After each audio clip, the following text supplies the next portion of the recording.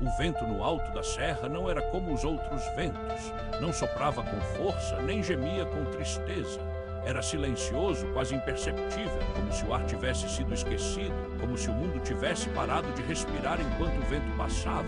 E ali, no fim de um caminho de pedras quebradas e raízes retorcidas, erguia-se a casa. Não era grande nem pequena, não era antiga nem nova. Era apenas presente, como se tivesse sempre estado ali esperando, sem placas, sem portas de entrada visíveis, sem janelas que parecessem feitas para olhar para fora. Apenas paredes de pedra cinzenta, com rachaduras que não tinham forma de nenhuma fissura natural. E a porta? A porta era a única coisa que parecia real. Madeira escura, desgastada, com um batente de ferro que não tremeu nem com o vento. Atrás dela, um silêncio tão denso que parecia ter peso. Havia um nome, todos os que passavam por lá sabiam. Dizia-se que a casa se chamava Casa dos Sonhos que não acabam, mas ninguém sabia de onde vinha o nome, ninguém o escrevera, ninguém o pronunciara em voz alta desde o dia em que o último habitante foi levado ou sumiu. O que aconteceu com ele, ninguém disse. Só sabiam que ele não voltou e que quando os vizinhos chegaram, a casa estava vazia, mas as janelas estavam fechadas com chaves que não existiam. E o quarto de dormir, onde o homem havia sido visto pela última vez, estava cheio de roupas dobradas, arrumadas, como se ele tivesse se deitado, se vestido bem e simplesmente desaparecido. A lenda não era nova, era antiga. Dizia-se que quem passava uma noite ali acordava diferente. Algo havia mudado nele.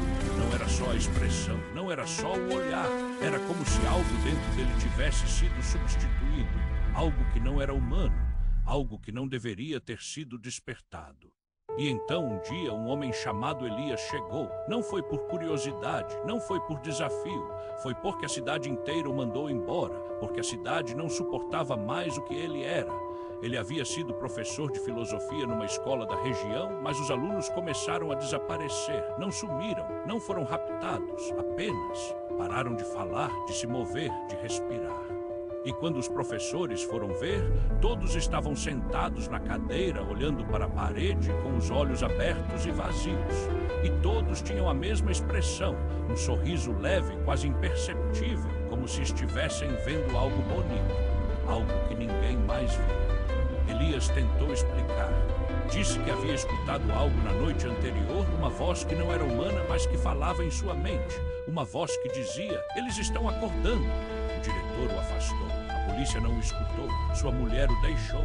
E um dia, sem dizer nada, ele pegou uma mala, uma lanterna, um caderno e subiu a serra. Chegou a casa quando o sol se punha. A luz dourada se derramava sobre as pedras como se fosse a última vez que o mundo ainda acreditasse em beleza. Ele bateu na porta. Nada, bateu mais forte. Nada. A porta se abriu sozinha, sem barulho, sem resistência, como se estivesse esperando. Elias entrou. A casa não era como ele imaginara. Não tinha móveis, não tinha cortinas, não tinha nada que fosse familiar. O chão era de madeira escura, mas não parecia madeira, parecia ossos.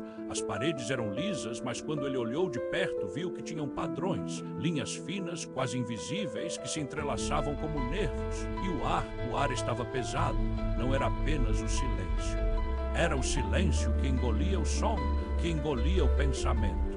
Ele foi ao quarto, o único quarto, uma cama de ferro, um travesseiro, uma luz fraca vindo de uma lâmpada que não estava ligada. A luz era própria, como se o próprio teto estivesse emitindo luz, como se o teto fosse vivo.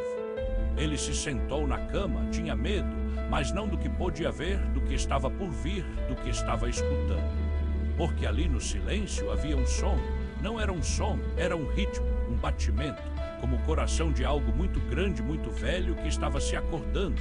Batia em intervalos regulares, mas não era humano, era matemático.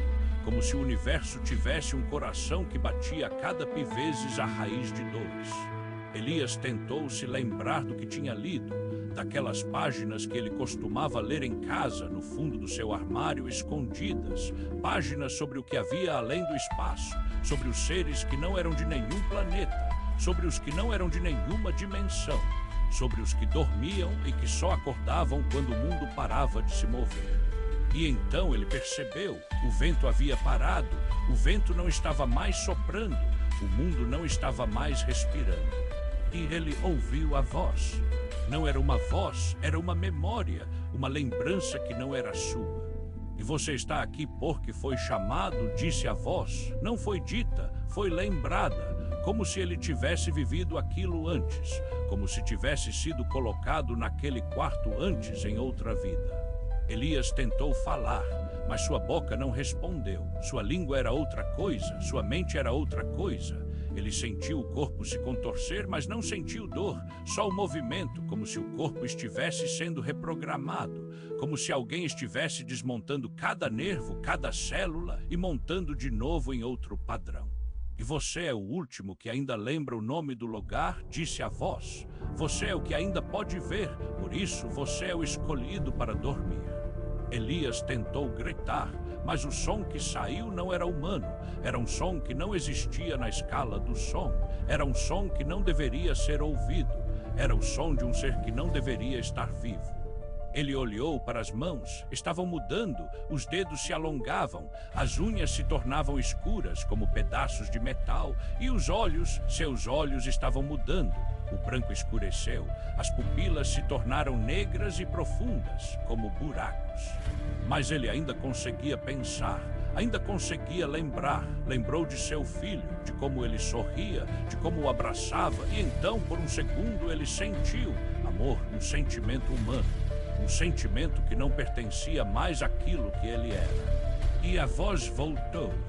O amor é o primeiro a morrer, mas você ainda sente isso. Por isso você é o último. Por isso você é o que pode dormir. Elias caiu na cama. A cama não era mais de ferro, era de carne, ou de algo que se assemelhava à carne. Ele sentiu o corpo se acomodar. O mundo escureceu. A luz do teto piscou e então ele dormiu. Não foi um sono comum, foi um sono que não tinha fim.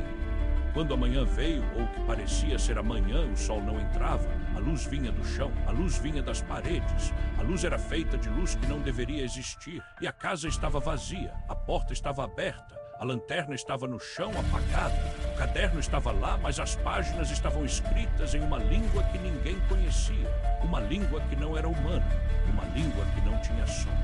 E no quarto, a cama estava vazia.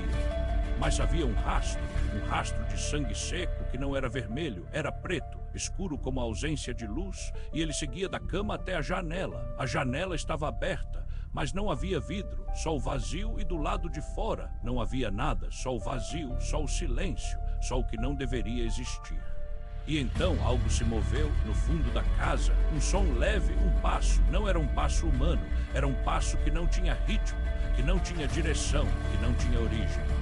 E a voz voltou, não para Elias, para o que agora era Elias. E você dormiu, você acordou, mas não é mais o mesmo. Elias, ou o que restava dele, levantou a cabeça. Os olhos tinham mudado, eles eram negros, profundos, como buracos no universo, e no rosto um sorriso leve, quase imperceptível, como o sorriso dos que estão vendo algo bonito, algo que ninguém mais vê. Ele saiu da casa, caminhou sem pressa, sem destino, os pés não tocavam o chão, e quando chegou ao caminho parou, olhou para trás. A casa estava fechada.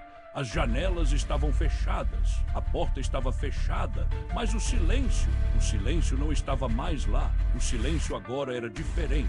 Era um silêncio que estava vivo, um silêncio que respirava.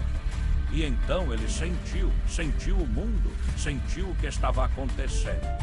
Porque o mundo não era o que ele pensava, o mundo não era um lugar. O mundo era uma prisão para coisas que não deveriam estar acordadas. E a casa não era um lugar, era uma boca que esperava, uma boca que comia sonhos. E agora ele estava vivo, mas não era mais humano. Ela estava acordada, a mulher que morava na cidade, a que sempre dizia que a casa era só um ponto de medo. Ela foi ver porque ouviu o som, porque ouviu uma voz chamando, e ela foi, caminhou até a casa, bateu, nada, abriu a porta, entrou. A luz era a mesma, o silêncio era o mesmo, mas ela sentiu que algo estava diferente. E então viu na cama o caderno, as páginas, e na última página escrito em tinta preta, como se tivesse sido feito com sangue. Ela está acordada e ela está olhando. E a mulher gritou, mas o som não saiu, o som foi engolido, como tudo que se dizia ali.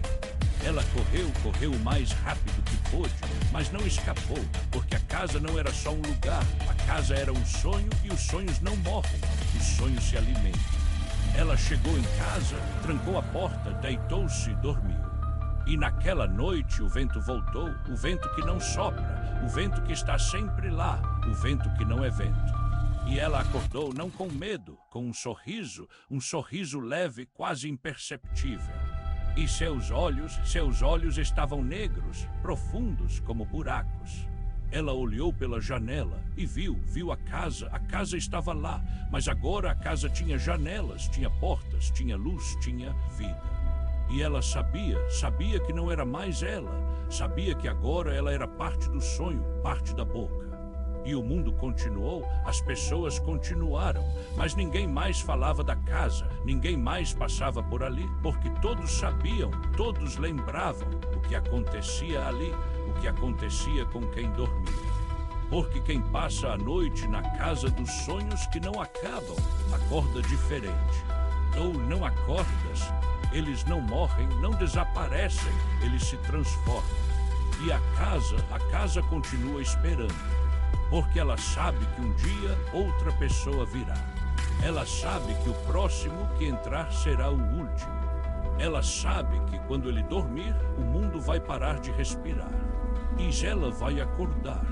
Porque a casa não é um lugar, é um ser. E ele está vivo. E ele está com fome. E ele está esperando.